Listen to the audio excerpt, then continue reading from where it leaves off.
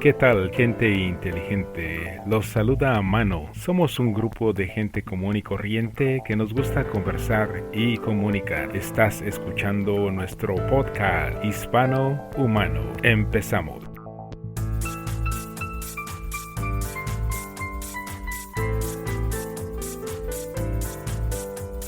I like it because it's an elective surgery. Cosmetic surgery is an elective surgery.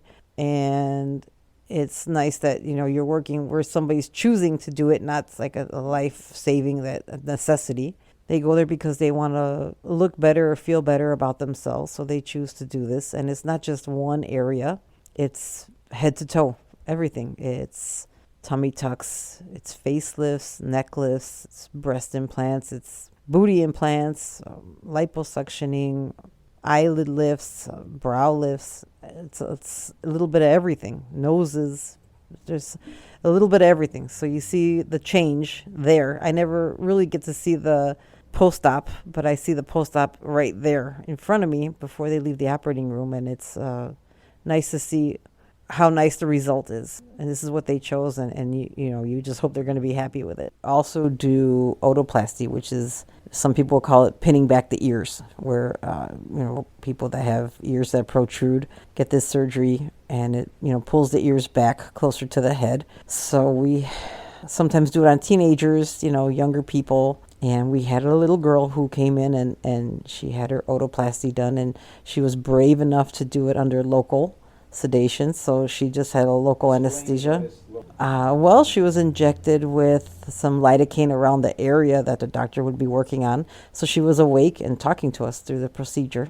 And she was very brave, because I don't know if I could go and lay on an operating room table awake at my age. And for this little girl to come in, she must have really wanted this procedure done to be so brave to lay on the table and be in there. It's a scary place to be if you're a child. Even if you're not a child, it's a scary place to be. So we did her procedure, and she sat up, and she wanted to look in the mirror. And when she did, she started crying and said, "They're not going to call me Dumbo anymore at school." And you just want to cry when you hear a kid say that she's been told that and made fun of or bullied because of the way her ears look. She was a very sweet little girl, and she was very happy. So when you see that, and that's a little girl who's so appreciative of that.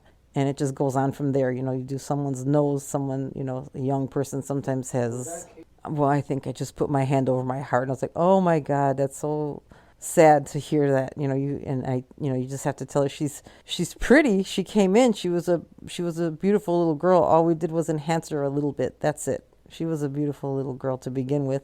And she was just so happy. When you see somebody that excited and happy over how they look, you just feel so happy that you're a part of that, and you feel glad that she's happy. So it's just like a awe moment, and it's like, I just feel so happy for her, and you want her to be happy, and you want her to go on, and she's going to make friends, and, everybody's going to see what a good little girl she is, and a smart little girl, and pretty, and, she only had that one thing standing in her way that maybe kept her from having good friends, It's a plastic surgery center, and it's a lot of hours, so you're standing a lot.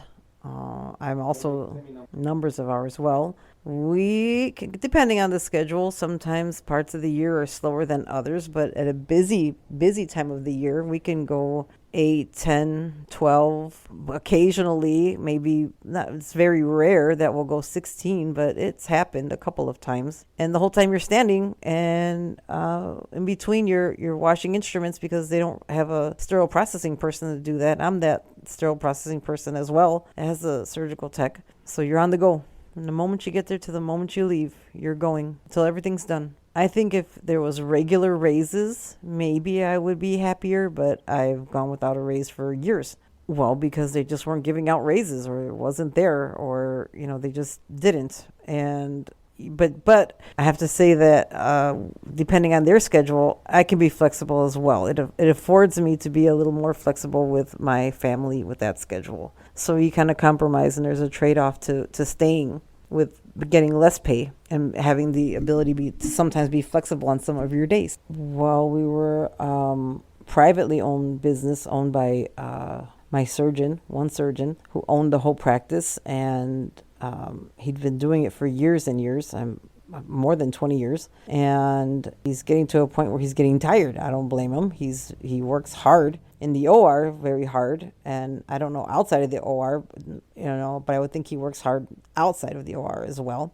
And it's a lot for one person. It's very, I think it's just overwhelming to know that you have to care for all these people that you hired. You have to worry about having enough money to pay everybody and making sure that you keep the business running and you keep cases coming in. And we're also a med spa, so you want people coming in for Botox and injectables and procedures, laser procedures and things like that. And you have to keep hustling for that work. And I think after doing it for so many years, someone will get tired of doing that. And I think he was starting to think about that and think that maybe if he sold us to a corporation, that there would be less of a burden on him and we would get more benefits as far as like insurance and things like that, health insurance and benefits like that he couldn't offer us before. We would get that with this corporation.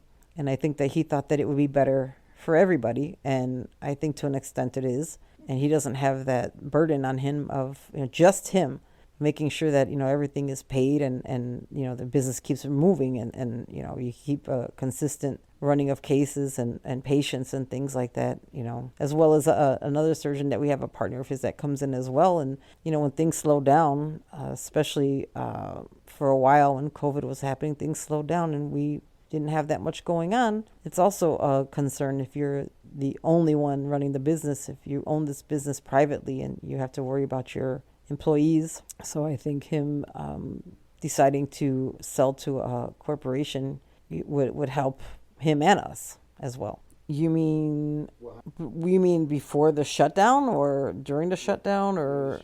Well, there was a shutdown, so we were all laid off for a few weeks. We were at home.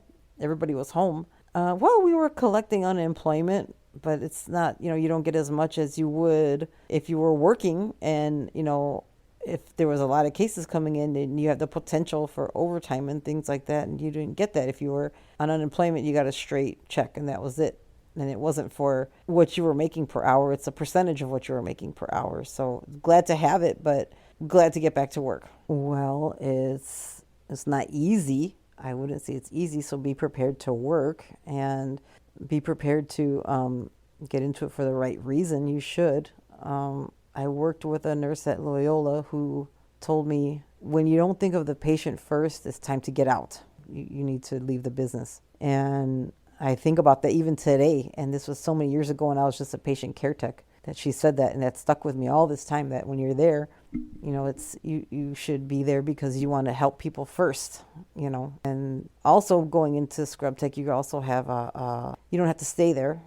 There's scrub techs who go into OR nurses. They go on to be OR nurses, or they go on to be anesthesia nurses, things like that. They want to go back to school for other things.